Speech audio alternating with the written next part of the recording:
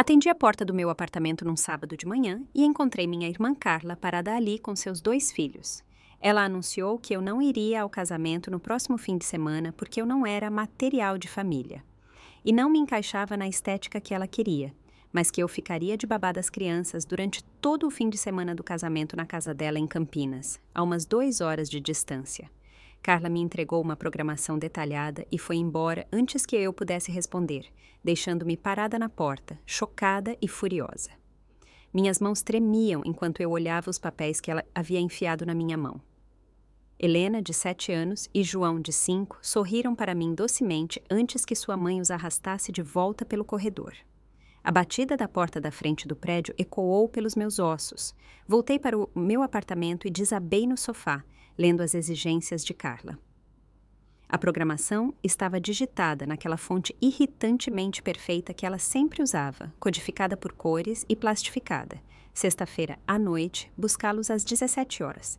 Passar a noite na casa dela, em Campinas. Instruções detalhadas de refeições, incluindo a suposta sensibilidade ao glúten de Helena e a recusa de João em comer qualquer coisa verde. Atividades planejadas a cada 15 minutos. Retorno, no domingo à noite, não antes das 21. Carla e eu crescemos muito próximas em nossa cidade no interior paulista. Dividimos um quarto até eu ir para a faculdade, trocávamos roupas, contávamos tudo uma para a outra. Mas algo mudou depois que consegui meu primeiro emprego de verdade como coordenadora de marketing.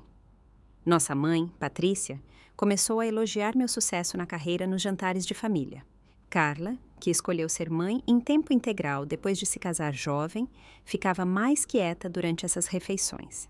A competitividade surgiu lentamente e então explodiu. 6 meses atrás, o convite de casamento chegou em um papel cartão caro.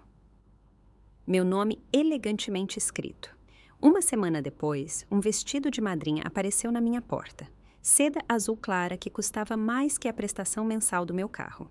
Eu me senti honrada, animada até. Carla estava se casando com Tiago, um cara do mercado financeiro de uma família rica de Santa Catarina.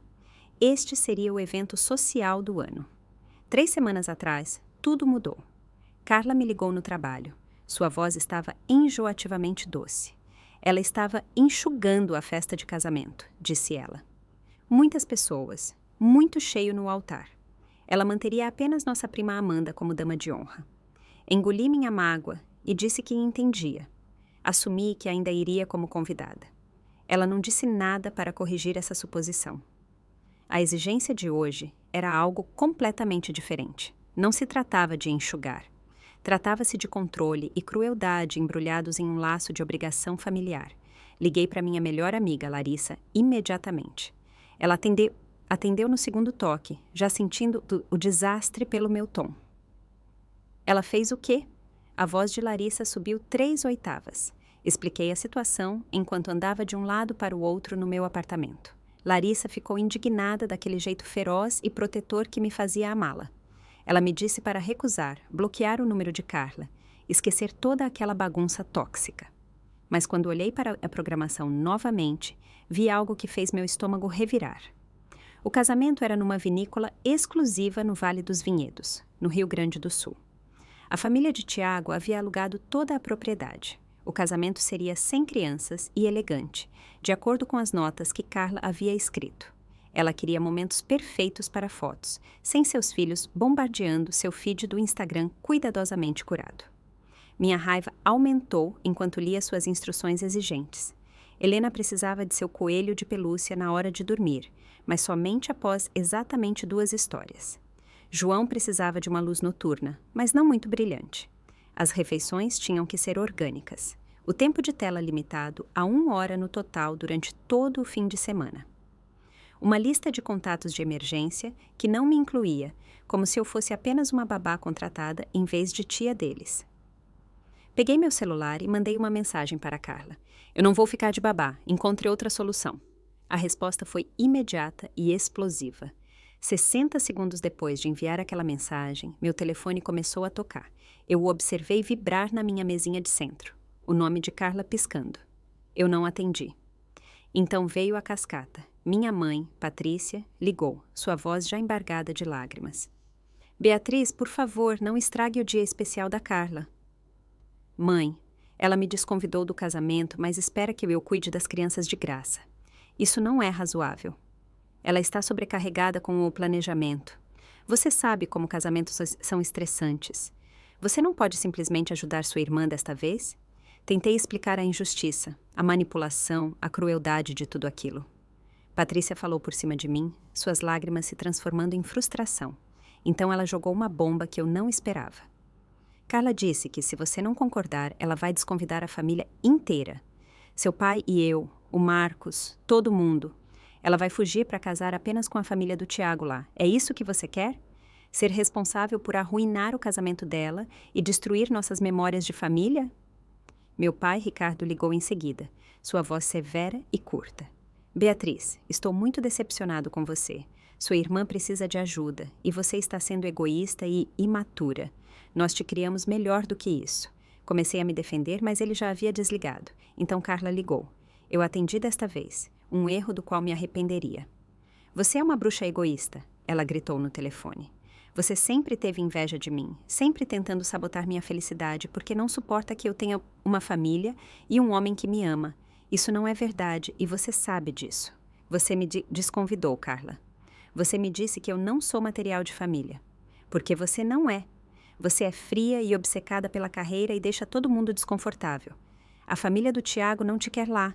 Ninguém quer. Suas palavras atingiram como golpes físicos. Eu me mantive firme mesmo assim. Eu não vou ficar de babá. Encontre outra pessoa. A linha ficou em silêncio por um momento. Quando Carla falou novamente, sua voz havia mudado. Estava fria, calculista, perigosa. Tudo bem, então todos deveriam saber a verdade sobre você, sobre o que você fez no Natal. Meu sangue gelou. Do que você está falando? Eu já contei para a mamãe e o papai. Contei para a família do Tiago também. Como você deu em cima do meu noivo, de forma inapropriada, quando estava bêbada no jantar de Natal. Como você o encurralou na cozinha e tentou beijá-lo. Como eu tenho te protegido mantendo isso em segredo. Mas talvez todo mundo precise saber que tipo de pessoa você realmente é. Eu não conseguia respirar. Isso nunca aconteceu. Carla, isso é uma mentira completa, e você sabe disso. Será? Porque eu tenho testemunhas. O Tiago se lembra disso de forma diferente de você, aparentemente. E assim que eu contar à família rica dele coisas ainda piores sobre seu comportamento, bem, digamos que sua reputação não vai se recuperar. Ela desligou. Fiquei congelada no sofá, meu corpo inteiro tremendo. Isso era loucura. Eu nunca tinha dado em cima do Tiago. Eu mal conhecia o homem. Trocamos talvez 50 palavras no total nas poucas vezes que o encontrei. No Natal, eu ajudei a levar os pratos para na cozinha enquanto ele pegava mais vinho na garagem. Nós nunca estivemos sozinhos. Não havia nada para interpretar mal. Mas, aparentemente, Carla vinha espalhando essa mentira há meses. De repente, tudo fazia sentido. A distância dos membros da família, os silêncios constrangedores quando eu entrava nos cômodos, o tratamento frio da prima Amanda na Páscoa. Todos eles achavam que eu tinha traído minha irmã da pior maneira possível. Comecei a ligar para os membros da família imediatamente. Minha tia Susana não atendeu. Meu tio Gregório ouviu por 30 segundos antes de dizer: "Acho melhor ficarmos fora disso, Beatriz." Marcos, meu irmão mais novo, respondeu por texto. "Mãe me contou o que aconteceu. Isso é muito errado. Não quero me envolver." Tentei ligar diretamente para Tiago. Foi direto para a caixa postal. Deixei uma mensagem explicando que Carla estava mentindo, que nada havia acontecido, que isso era manipulação. Ele nunca retornou a ligação. O fim de semana se estendia à minha frente como uma sentença de prisão. Eu tinha uma apresentação enorme para um cliente na segunda-feira de manhã. Uma rede de hotéis de luxo com sede no Rio de Janeiro estava considerando contratar minha firma de marketing para uma atualização completa da marca. Eu vinha me preparando há 3 meses. Esse era o tipo de conta que poderia definir minha carreira, potencialmente levando a uma promoção para diretora sênior. Eu precisava deste fim de semana para finalizar meus slides, ensaiar minha apresentação, me preparar para todas as perguntas possíveis. Em vez disso, eu estava me afogando em drama familiar e falsas acusações. A noite de sexta-feira chegou. Meu telefone ficou misericordiosamente quieto por algumas horas. Trabalhei na minha apresentação, tentando me concentrar. Então, às 19h30, um e-mail chegou que fez meu mundo desabar. O remetente era meu chefe, Geraldo. O assunto dizia: alegações sérias e urgentes. Abri com as mãos trêmulas. Beatriz, recebi uma denúncia anônima alegando que você tem usado recursos da empresa para projetos pessoais e fabricado dados de clientes em seus relatórios. A documentação anexa parece mostrar métricas falsificadas e projeções financeiras alteradas. Levo essas alegações muito a sério. Haverá uma investigação formal começando na segunda-feira de manhã. Por favor, não entre em contato com nenhum cliente ou colega sobre este assunto. Se essas acusações se provarem verdadeiras, a demissão e possíveis ações legais se seguirão.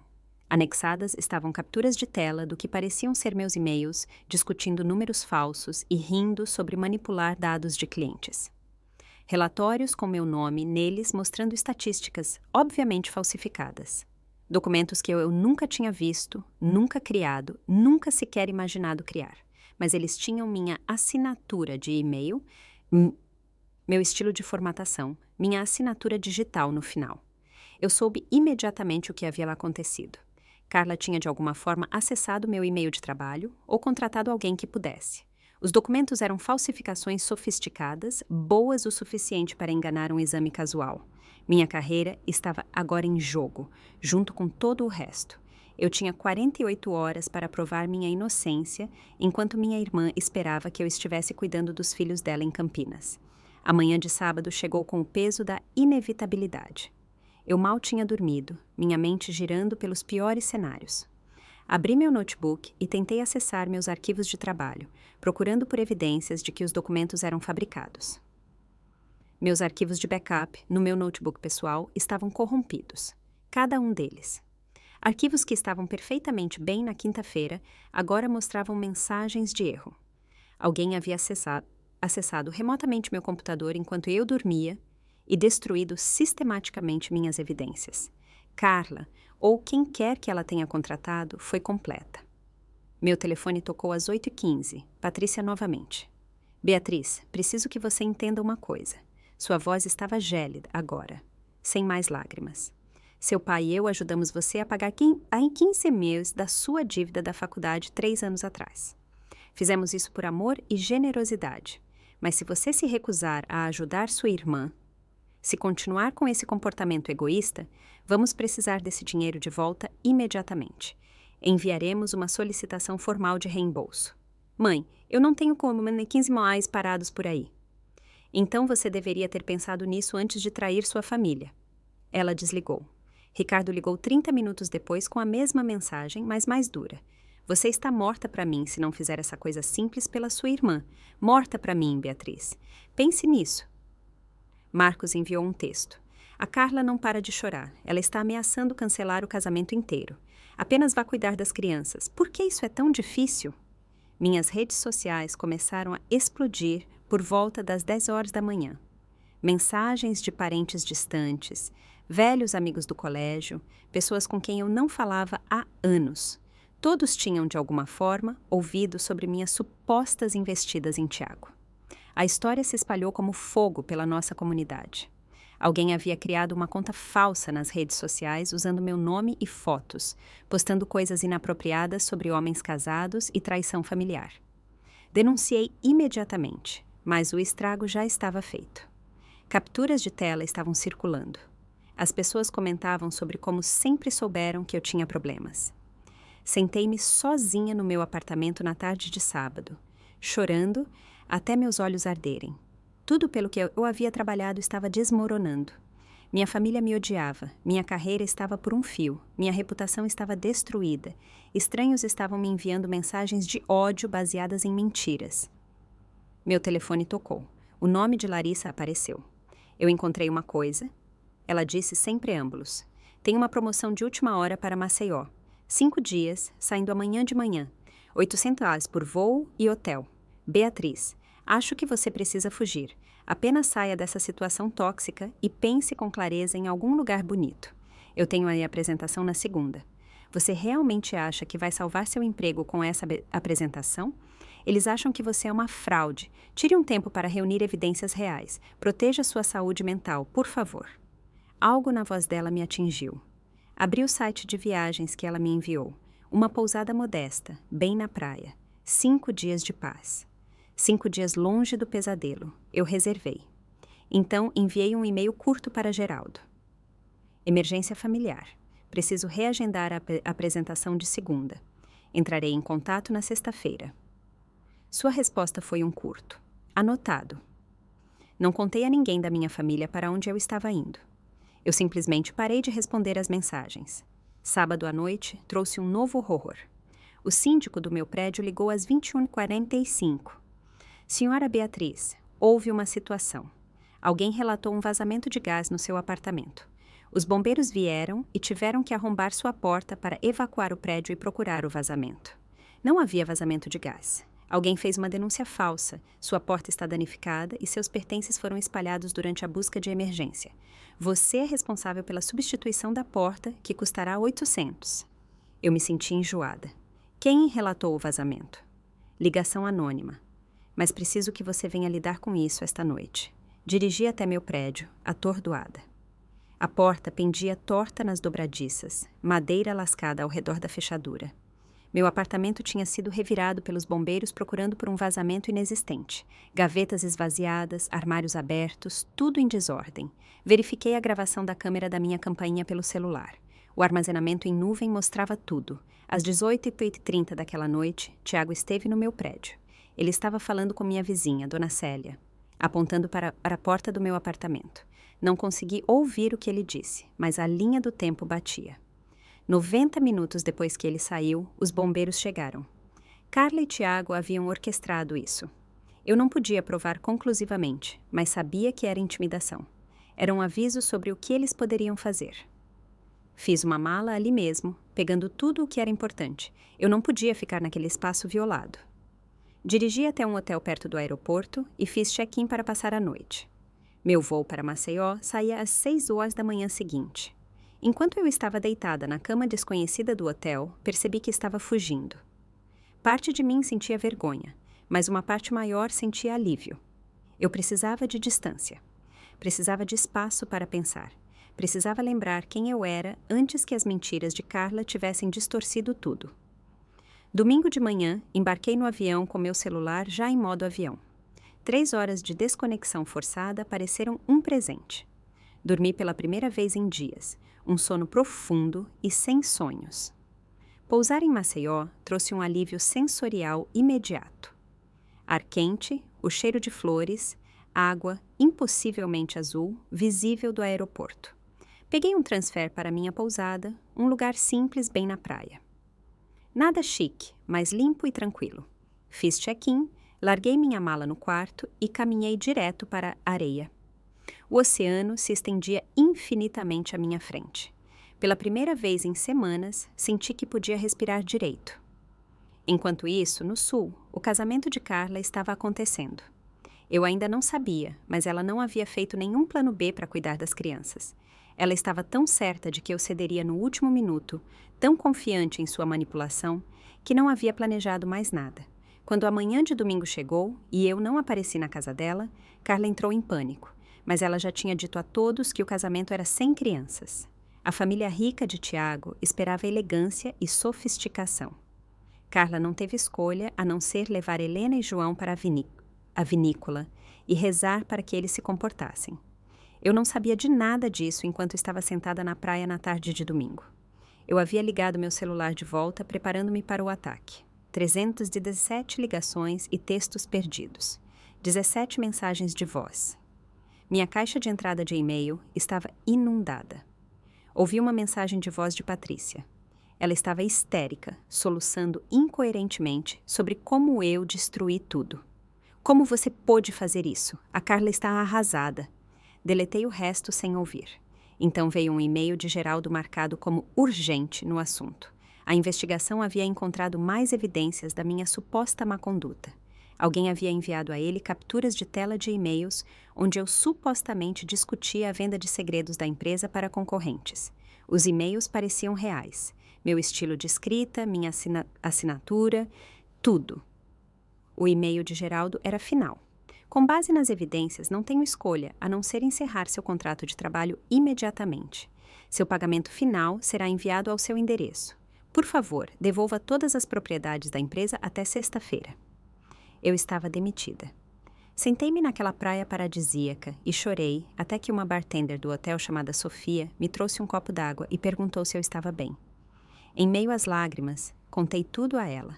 Aquela estranha ouviu minha história inteira sem julgar. Sofia me disse que havia escapado de uma situação familiar abusiva 5 anos antes. Ela saiu do Piauí com $300 na mochila, recomeçou no Nordeste, sem conhecer ninguém. Ela disse: às vezes você tem que perder tudo para descobrir quem você realmente é. Suas palavras ajudaram, mas não resolveram nada. Sem meu emprego, eu não podia pagar meu aluguel. Eu tinha cerca de 6 mois na poupança. Esta viagem estava me custando $1.800. O conserto da porta era mais $800. Meus pais queriam $15.000 de volta. A conta não fechava. Minha vida estava desmoronando em câmera lenta. Segunda-feira à noite, horário local. Finalmente olhei as redes sociais. Eu estava evitando, com medo do que encontraria. A realidade foi pior do que eu imaginava. Vários vídeos haviam sido postados do casamento de Carla. Assisti com fascínio mórbido enquanto Helena e João corriam gritando pela cerimônia, derrubando os elaborados arranjos de flores. João atirou comida nos convidados durante a recepção. Helena quebrou um caro centro de mesa de cristal. O lindo casamento na vinícola havia se tornado um caos. Os vídeos tinham milhares de visualizações. Os comentários variavam de solidários a zombeteiros, mas então encontrei o post de Carla, e meu sangue virou gelo. Ela havia escrito uma longa declaração, postada em todas as suas contas de mídia social. Já havia sido compartilhada mais de 10.000 vezes. Esta tragédia aconteceu porque minha irmã, Beatriz, se recusou a ser babá e sabotou meu casamento, incentivando meus filhos a se comportarem mal. Ela sempre teve inveja de mim e queria arruinar meu dia especial. Beatriz é uma pessoa cruel e vingativa que não suporta ver os outros felizes. Ela recentemente perdeu o emprego devido a comportamento antiético e decidiu descontar sua raiva em mim. Estou de coração partido e arrasada. O post incluía fotos minhas, meu nome completo, meu antigo local de trabalho, tudo. Centenas de estranhos estavam comentando, enviando-me mensagens de ódio. Alguns estavam encontrando meus perfis profissionais e deixando críticas negativas. Meu telefone começou a receber mensagens de texto ameaçadoras de pessoas que eu nunca conheci. Eu havia me tornado a vilã de uma história viral. Carla havia armado a internet contra mim. Meu rosto estava em toda parte, ligado a mentiras e ódio. Desliguei meu telefone e sentei no quarto do hotel, sentindo como se as paredes estivessem se fechando. A manhã de terça-feira trouxe um novo pesadelo. O post de Carla já havia sido compartilhado mais de 20.000 vezes. Blogs de notícias haviam pego a história. Irmã ciumenta sabotou o casamento dos sonhos. Meu rosto estava em sites de notícias reais, com artigos cheios de informações falsas. A história que eles contavam. Beatriz, uma executiva de marketing recentemente demitida com histórico de comportamento inadequado, com o noivo da irmã, recusou-se a ajudar sua irmã amorosa e deliberadamente causou o caos em um casamento elegante. Cada detalhe foi distorcido contra mim. Um e-mail chegou da associação profissional da minha área. Vários membros haviam registrado queixas com base na história viral e nas falsas alegações de má conduta no trabalho. Minhas certificações profissionais estavam sob revisão. Se considerassem as queixas críveis, eu poderia perder credenciais pelas quais trabalhei 10 anos para conquistar. Meu LinkedIn estava inundado de comentários de colegas se distanciando de mim. Antigos clientes declaravam publicamente que nunca mais trabalhariam comigo. Minha carreira inteira não estava apenas destruída, estava obliterada. Verifiquei minha conta bancária para avaliar os danos. Então, vi algo que me deixou fisicamente doente. Meus pais tinham, de alguma forma, acessado a conta. Eles estavam listados nela desde a época da faculdade para fins de emergência. Eu nunca os removi, nunca imaginei que precisaria. Eles haviam sacado em 15.000. Minha conta mostrava um saldo de 4.000 após as taxas de cheque especial. Eu não tinha dinheiro. Zero. Dinheiro negativo. A recepção do hotel ligou para o meu quarto. Meu cartão de crédito havia sido recusado para o saldo restante. Eu precisava pagar $1.800 imediatamente ou eles envolveriam a polícia por fraude. Liguei para Larissa em pânico. Ela podia me emprestar no máximo dos 10. Suas próprias finanças estavam apertadas. Não faria nem cócegas no que eu devia. Sentei-me na cama do hotel, hiperventilando. Sem dinheiro, sem emprego, sem apoio familiar, sem reputação. Eu estava em Maceió, sem ter como pagar minha conta, sem ter como voltar para casa, sem futuro visível em lugar nenhum. Meu telefone tocou. Carla. Eu quase não atendi, mas algo me fez pegar. Você merece tudo o que está acontecendo com você, disse ela alegremente. Todo mundo sabe quem você realmente é agora. Uma perdedora patética e invejosa que tentou arruinar minha felicidade. Por que você está fazendo isso comigo? Porque você sempre achou que era melhor do que eu. Seu emprego chique, sua vida independente, os elogios constantes da mamãe. Cansei de ser comparada a Beatriz perfeita. Agora todo mundo vê a verdade. Que verdade? São todas mentiras. São, porque eu tenho provas de que você disse aos meus filhos para se comportarem mal no casamento. Tenho a Helena em vídeo dizendo que você ligou para ela na sexta à noite e disse para ela ser levada. Quer que eu divulgue esse vídeo? Vai viralizar ainda mais do que as filmagens do casamento. Eu nem estava perto de um telefone. Eu estava em um avião para Maceió. O vídeo parece bem convincente. Minha filha de 7 anos é surpreendentemente boa em seguir instruções quando eu digo exatamente o que ela deve dizer. Ela desligou, rindo. Percebi com clareza absoluta que Carla havia planejado isso por meses. Cada ataque, cada mentira, cada manipulação. Ela me armou para falhar, para ser destruída, para perder tudo. E ela estava ganhando. Sofia bateu na minha porta 1 hora depois. Ela trouxe comida e sentou comigo enquanto eu chorava. Mostrei tudo a ela.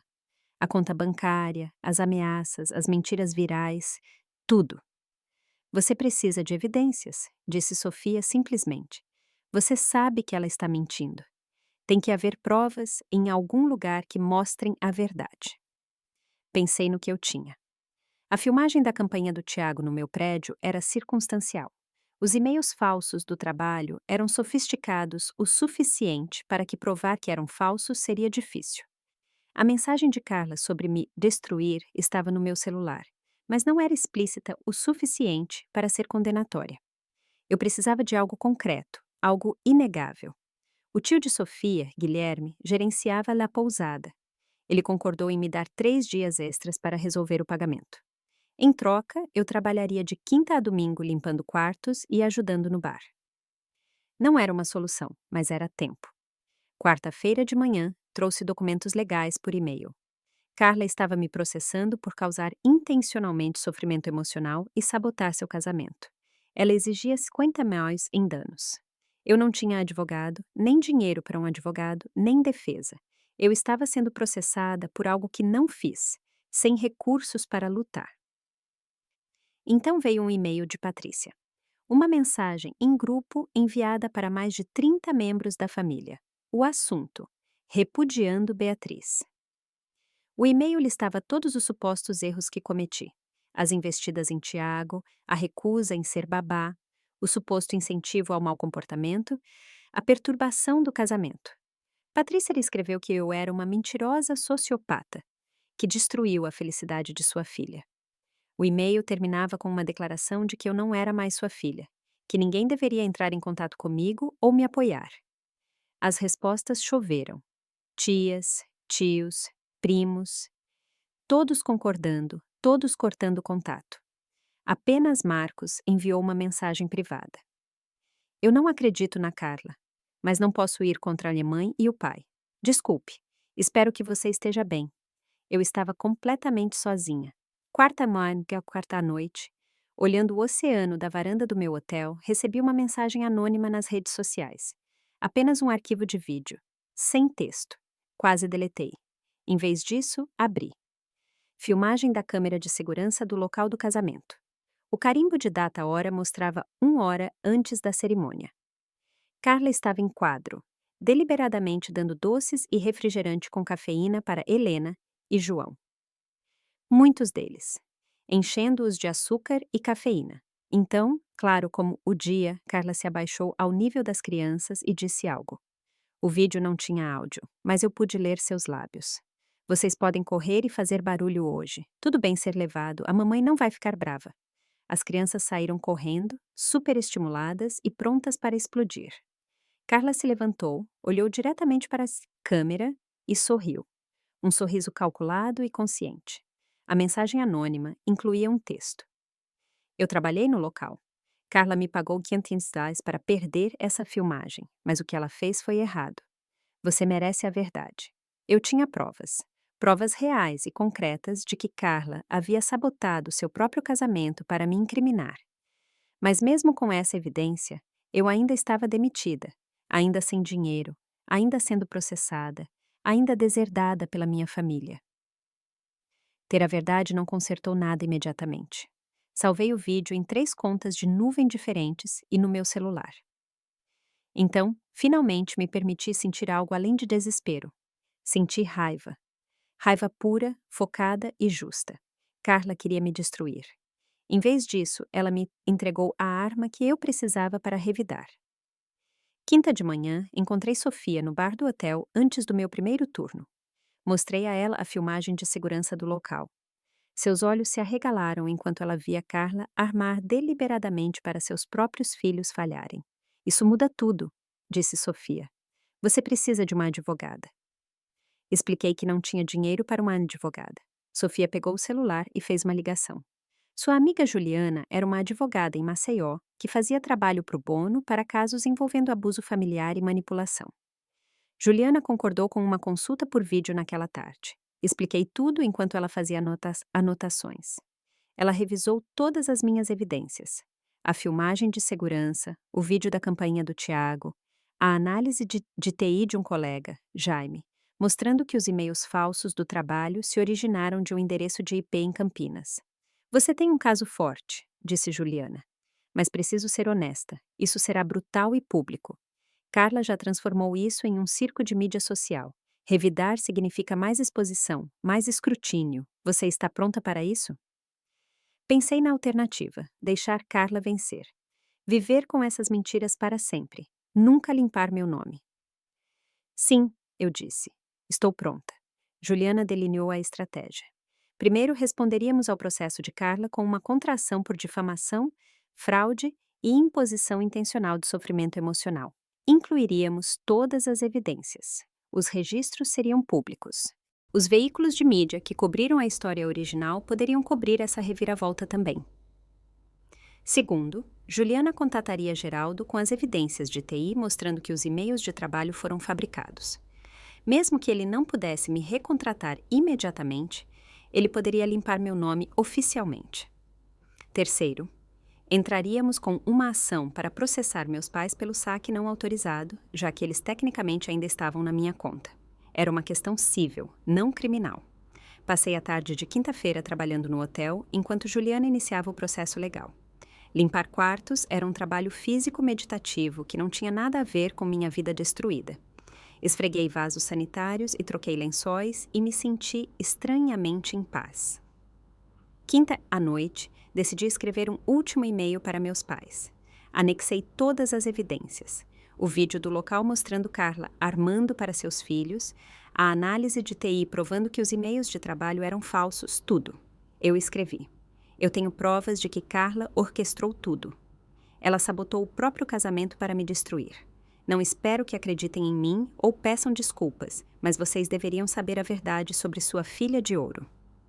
Enviei e bloqueei os números de ambos. Nenhuma resposta veio. Eu não esperava uma. Quinta-feira à noite, Carla ligou de um número que eu não reconheci. Atendi. Você tem algo que me pertence? Ela sibilou. O vídeo de você armando para seus filhos? Isso pertence à verdade. Se você divulgar esse vídeo, vou alegar que é adulterado.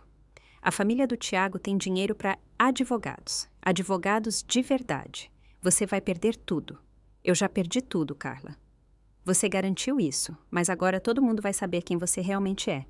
Você está blefando. Você não vai divulgar. Me teste. Pela primeira vez em todo esse pesadelo, ouvi medo na voz dela. Beatriz, por favor, podemos resolver isso. Eu retiro o processo. Digo à mamãe e ao papai que foi um mal-entendido. Não, você tentou destruir minha vida pelo seu ego. Agora você vai enfrentar as consequências. Desliguei. Minhas mãos tremiam, mas eu me sentia poderosa. Finalmente, o funcionário do local que me enviou a filmagem, um cara chamado Carlos, concordou em fornecer uma declaração juramentada. Ele admitiu que Carla lhe pagou $500 para deletar a filmagem de segurança. Ele se sentiu culpado e queria fazer a coisa certa. Sua declaração corroboraria tudo. Sexta de manhã, Mariana, irmã de Tiago, me mandou uma mensagem do nada. Meu irmão precisa ver suas evidências. Posso compartilhar com ele? Eu concordei. Mariana enviou tudo para Tiago. 1 hora depois, ela respondeu. Ele está arrasado. Ele não tinha ideia de que Carla era capaz disso. Ele está falando em anular o casamento. Sexta à tarde, um repórter de um grande portal de notícias entrou em contato comigo. Alguém os havia alertado sobre o outro lado da história viral do casamento. Eles tinham visto as evidências. Queriam fazer uma matéria completa. Mulher incriminada pela elaborada sabotagem de casamento da própria irmã. Juliana me aconselhou que ir a público poderia ajudar significativamente meu caso. Mudaria a opinião pública e pressionaria todos que me atacaram. Concordei com a entrevista. Marcamos para sexta à noite. O artigo seria publicado no sábado de manhã, enquanto eu voava para casa. Eu sabia que Carla retaliaria. Isso ia piorar antes de melhorar, mas eu cansei de fugir, cansei de me esconder, cansei de deixá-la controlar a narrativa. Eu estava voando para casa para lutar. Sábado de manhã, embarquei no voo de volta para São Paulo com meu celular desligado. A entrevista havia sido publicada 1 hora antes da decolagem. Eu não queria ver a resposta até pousar. Precisava daquelas 3 horas de paz antes de voltar para a zona de guerra. O avião pousou em Guarulhos pouco depois das 17 horas. Liguei meu celular enquanto taxiávamos para o portão. As notificações explodiram. Centenas de mensagens, marcações, menções. O artigo havia viralizado massivamente. A manchete. Narrativa de irmã ciumenta desmorona. Evidências mostram armação elaborada. O repórter incluiu tudo. A filmagem de segurança de Carla preparando seus filhos. A declaração juramentada de Carlos sobre ter sido pago para deletá-la. A análise de TI provando que meus e-mails de trabalho foram fabricados. A confirmação de Mariana de que Tiago estava reconsiderando o casamento. A mídia social entrou em erupção. As mesmas pessoas que me atacaram dias atrás estavam agora pedindo desculpas ou deletando seus comentários. A história havia virado completamente. Agora, Carla era a vilã e eu era a vítima que havia sido publicamente destruída. Eu deveria me sentir vingada. Em vez disso, me sentia exausta. Peguei um carro de aplicativo para o meu prédio. A porta quebrada havia sido reparada temporariamente. Entrei no meu apartamento bagunçado e comecei a juntar os pedaços, literal e figurativamente. Em 1 hora, ouvi batidas fortes na minha porta. Olhei pelo olho mágico. Policiais. Meu estômago despencou. Abri a porta. Senhora, temos um pedido de medida protetiva de Carla Antunes. Ela alega que você está ameaçando a vida dela. Precisamos fazer algumas perguntas. Eles me mostraram capturas de tela de mensagens de texto supostamente do meu número, dizendo coisas violentas para Carla, ameaças gráficas, descrições detalhadas de danos. Isso não é meu, eu disse imediatamente. Meus registros telefônicos provarão isso. São falsas, assim como tudo o mais que ela fabricou. Os policiais pareciam céticos, mas dispostos a investigar. Mostrei a eles meu celular real, meu histórico de mensagens, meus registros de chamadas. As mensagens ameaçadoras vieram de um número que não era o meu, embora tenha sido maquiado para parecer semelhante. Após 30 minutos de perguntas e análise de evidências, os policiais foram embora. Disseram que se recusaram a aplicar a medida protetiva com base em evidências claras de que as ameaças não eram reais, mas me avisaram que Carla ainda poderia tentar isso na justiça civil. Sentei-me no sofá, tremendo. Os ataques de Carla eram implacáveis. Mesmo com suas mentiras sendo expostas, ela ainda estava tentando me destruir. Então veio uma batida que eu não esperava. Olhei pelo olho mágico novamente. Meus pais. Abri a porta, preparada para qualquer coisa. Patrícia e Ricardo estavam lá, parecendo cansados e zangados. Não arrependidos, zangados. Você envergonhou esta família inteira, disse Patrícia, passando por mim e entrando no meu apartamento. tornando isso público, expondo nossos assuntos privados para o mundo ver. Mãe, a Carla mentiu sobre tudo. Ela me incriminou. As evidências estão aí. Não nos importamos com as evidências, disse Ricardo. Nós nos importamos que você nos fez parecer idiotas. Todos que conhecemos viram esses artigos. Nossos amigos, nossos colegas, todo mundo. Então, vocês não estão aqui para pedir desculpas por acreditarem nas mentiras dela, por sacarem meu dinheiro sem permissão, por me repudiarem publicamente? O rosto de Patrícia endureceu. Queremos que você se retrate, diga que foi tudo um mal-entendido. Proteja a reputação desta família. Absolutamente não. Então acabamos com vocês duas, disse Ricardo. Você e Carla destruíram esta família. Não nos contate novamente. Patrícia deu um passo à frente e me deu um tapa no rosto, forte. Minha bochecha ardeu. Saiam, eu disse baixinho. Saiam agora, ou eu chamo a polícia. Eles saíram. Tranquei a porta atrás deles e pressionei a mão na minha bochecha ardente. Eu havia perdido meus pais para sempre. Mas, estranhamente, senti mais alívio do que luto. Eles mostraram suas verdadeiras prioridades e eu não estava entre elas. Meu telefone tocou, um número desconhecido. Atendi com cautela. Beatriz, aqui é Heloísa, a mãe do Tiago. Preparei-me para mais acusações. Eu lhe devo um pedido de desculpas enorme, disse Heloísa. Meu filho me mostrou tudo. A filmagem de segurança, tudo. Estou horrorizada por termos acreditado nas mentiras da Carla.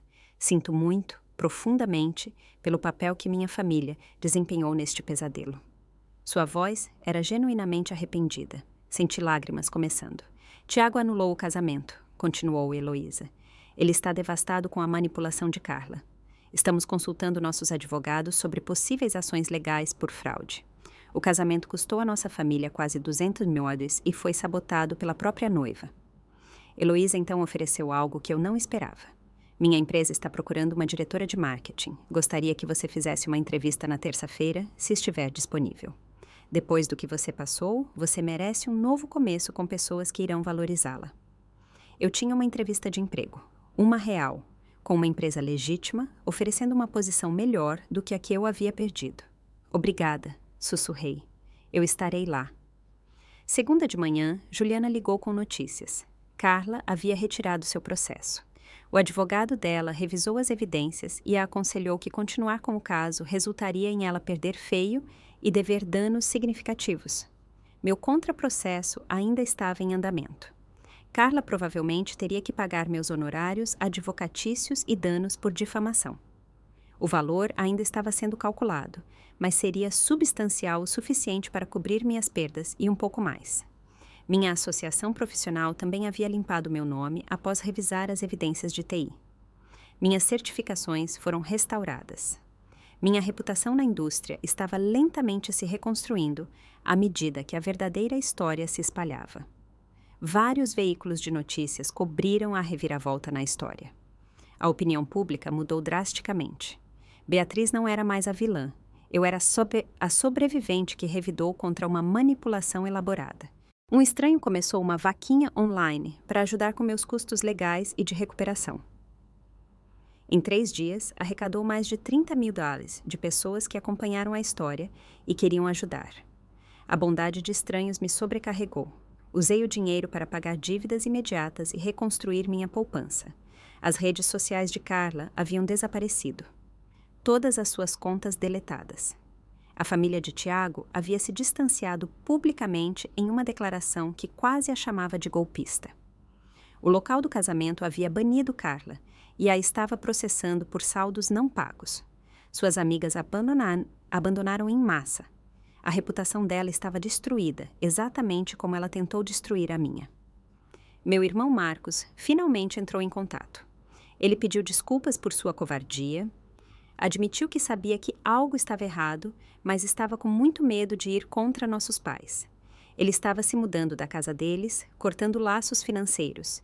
Ele queria reconstruir nosso relacionamento. Eu concordei. Marcos foi fraco, mas não malicioso. Ele merecia uma segunda chance. 2 semanas depois de voltar de Maceió, comecei meu novo emprego na empresa de Heloísa. A posição era incrível. Diretora sênior de marketing, salário mais alto do que antes, melhores benefícios, liberdade criativa que eu nunca tive. Meus novos colegas eram acolhedores e profissionais. Ninguém me julgou pelo drama viral. Todos leram a história completa e sabiam a verdade. Encontrei um novo apartamento usando o dinheiro da vaquinha para o depósito. Maior que o meu antigo, em um bairro mais agradável e com segurança de verdade. Comecei a fazer terapia para processar o trauma de tudo o que havia acontecido. A vida estava lentamente, cuidadosamente, se reconstruindo. Um mês depois de voltar de Maceió, entrei em um supermercado perto do meu novo apartamento para as compras da semana. Eu estava me sentindo bem, otimista até. O trabalho ia bem. Minha terapeuta estava me ajudando a processar a traição e a manipulação. Eu havia feito novos amigos no trabalho que realmente me valorizavam. Então virei no corredor de cereais e a vi. Carla estava lá, olhando para as caixas de granola como se elas contivessem os segredos do universo. Ela estava com uma aparência terrível. Cabelo sujo, rosto abatido, roupas amassadas. Ela havia envelhecido 5 anos em 5 semanas. Ela me viu. Seu rosto se contorceu. Eu poderia ter ido embora. Parte de mim queria, mas outra parte precisava desse confronto, desse capítulo final. Beatriz, disse ela com a voz embargada, por favor, preciso falar com você. Acho que não temos nada a dizer uma à outra. Me desculpe. Lágrimas começaram a escorrer pelo seu rosto. Sinto muito, muito por tudo. Você estava certa sobre tudo. Eu fui invejosa e cruel e destruí nossas 2 vidas porque não conseguia lidar com minha própria insegurança. Fiquei ali, com o carrinho na mão, observando minha irmã desmoronar no corredor de cereais. A mamãe sempre nos comparou, continuou Carla. Cada conquista sua, ela mencionava no jantar. Suas promoções, seus prêmios, sua independência. E eu era apenas a mãe em tempo integral, com as crianças gritando e a vida chata. Eu me sentia inútil. Senti como se tivesse falhado. Então você decidiu me destruir em vez de lidar com seus sentimentos. Sim, eu sei o quão insano isso soa. Eu precisava de terapia anos atrás. Precisava trabalhar em mim mesma em vez de te derrubar. Mas eu estava tão consumida pela inveja que me convenci de que você merecia. Que você tinha roubado a vida que eu deveria ter tido. Eu nunca roubei nada de você. Eu trabalhei duro e fiz escolhas diferentes. Isso não é crime. Eu sei disso agora. Tiago me deixou. Mamãe e papai não falam comigo. Perdi todas as minhas amigas. Estou morando em um apartamento alugado com meus filhos, trabalhando no varejo porque ninguém mais me contrata. Minha vida inteira está destruída e é minha própria culpa. Ela limpou o rosto com a manga, o rímel borrando. Eu não espero perdão, disse Carla. Eu não mereço. Mas eu queria que você soubesse que eu entendo que o que eu fiz foi maligno, calculado e cruel, e eu me odeio por isso. Olhei para aquela mulher que havia compartilhado minha infância, meu quarto, meus segredos. A irmã que um dia foi minha melhor amiga antes que o ciúme envenenasse tudo. O que você fez foi cruel e calculado, eu disse baixinho. Você destruiu minha carreira, minha reputação, minhas finanças. Você virou minha própria família contra mim. Você tentou fazer o mundo inteiro me odiar porque não conseguia lidar com sua própria inadequação. Eu perdi meses da minha vida para sua manipulação. Eu sei, mas espero que você procure ajuda, Carla. Ajuda de verdade. Terapia, medicação, o que quer que você precise. Não por mim, mas pelos seus filhos, porque eles não merecem crescer com uma mãe tão quebrada e vingativa. Estou em terapia 3 vezes por semana. É uma ordem judicial para o meu acordo de custódia. Bom, eu genuinamente espero que isso te ajude a se tornar uma pessoa melhor. Você me perdoa? Pensei sobre essa pergunta com cuidado. Perdão parecia algo muito grande, muito generoso para o que ela havia feito. Não, eu disse finalmente. Eu não te perdoo e não quero você na minha vida. O dano que você causou foi muito severo, muito intencional. Mas eu também não te odeio. Eu tenho pena de você. Espero que você encontre paz algum dia, mas você precisa encontrá-la sem mim. Eu me afastei, deixando-a chorando no corredor de cereais. Foi a última vez que nos falamos. 6 meses depois, eu estava prosperando. Meu trabalho já havia levado a uma promoção. Eu era, agora, diretora de estratégia de marketing. liderando uma equipe de 12 pessoas. O trabalho era desafiador e recompensador. Meus colegas se tornaram amigos genuínos. Comecei a namorar alguém que conheci no trabalho, um designer gráfico chamado André, que era gentil, estável e tinha tolerância zero para manipulação. Fomos devagar, construindo confiança cuidadosamente. Ele conhecia minha história e nunca me julgou por ela. Marcos me visitava regularmente. Nosso relacionamento se tornou mais forte do que nunca. Ele havia cortado contato com nossos pais, escolhido completamente seu próprio caminho. Jantávamos todo domingo, reconstruindo o laço fraternal que deveria ter existido o tempo todo. Eu ainda não tinha contato com Patrícia ou Ricardo. Eles escolheram o orgulho em vez da filha, e eu finalmente estava bem com isso. Você não pode forçar as pessoas a te valorizarem. Você só pode valorizar a si mesmo e encontrar pessoas que façam o mesmo. O dinheiro do acordo judicial havia chegado. Se 55 mil no total. Usei para pagar todas as minhas dívidas, construir um fundo de emergência sólido e doar 10 mil para organizações que ajudam pessoas a escapar de situações familiares abusivas. Se minha dor pudesse ajudar outra pessoa a encontrar liberdade, valeu a pena. Pensei naquele momento em Maceió, sentada na praia, sentindo como se minha vida inteira tivesse acabado. Eu estava tão destruída, tão quebrada, tão certa de que nunca me recuperaria. Mas às vezes a destruição é necessária antes da reconstrução. Às vezes você tem que perder tudo para descobrir o que realmente importa. Às vezes, as pessoas que mais te machucam te ensinam as lições mais importantes sobre limites, autoestima e a diferença entre família e pessoas que realmente te amam. Aprendi que sangue não significa lealdade. Aprendi que você tem o direito de se proteger, mesmo da família. Aprendi que fugir nem sempre é covardia. Às vezes é sobrevivência. Às vezes você precisa de distância para ver com clareza. Aprendi que a verdade é poderosa, mas você tem que lutar por ela. Ninguém te entrega a justiça. Você tem que reunir evidências, construir seu caso e se defender, mesmo quando o mundo inteiro parece estar contra você. Aprendi que estranhos podem ser mais gentis que a família escolhida. As pessoas que você seleciona para se cercar pode ser mais valiosa do que qualquer laço de sangue. Mais importante, aprendi que sou mais forte do que jamais imaginei. Sobrevivi ao que pareceu ser a aniquilação total. Reconstruí do nada e saí melhor, mais feliz, mais saudável do outro lado. Agora, parada na varanda do meu novo apartamento, observando o pôr do sol sobre a cidade, senti uma paz genuína pela primeira vez em anos. O drama estava para trás. As mentiras foram expostas. A verdade havia vencido. Eu estava livre. Finalmente, completamente livre. E essa liberdade valeu tudo o que perdi para conquistá-la. Então, deixe-me perguntar uma coisa. Você já teve que cortar laços com membros da família que eram tóxicos para o seu bem-estar? Como você encontrou forças para se proteger quando todos ao seu redor diziam que você deveria apenas perdoar e esquecer? O que você teria feito na minha situação? Eu adoraria ouvir seus pensamentos nos comentários abaixo. Se esta história ressoou com você, por favor, clique no botão curtir. Isso realmente ajuda a compartilhar essas histórias importantes com outras pessoas que podem precisar ouvi-las. E inscreva-se para ouvir mais histórias sobre superação de traição familiar, defender a si mesmo e encontrar força quando tudo desmorona.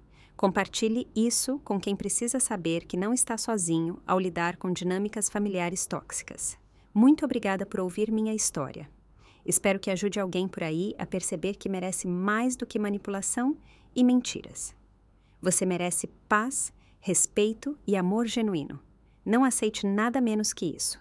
Desejo a todos vocês a coragem de se protegerem e a sabedoria de saber quando ir embora. Cuidem-se por aí.